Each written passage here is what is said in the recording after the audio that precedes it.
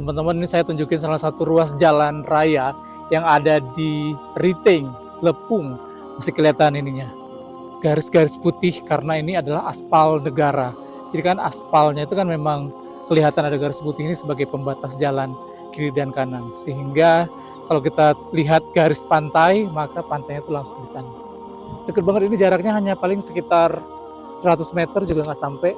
Jadi memang tanah ini ataupun kawasan ini, jalan raya ini benar-benar hancur dan nggak bisa dipakai lagi, sehingga jalan kemudian dipindahkan sekitar 200 meter dari sini arahnya ke sana.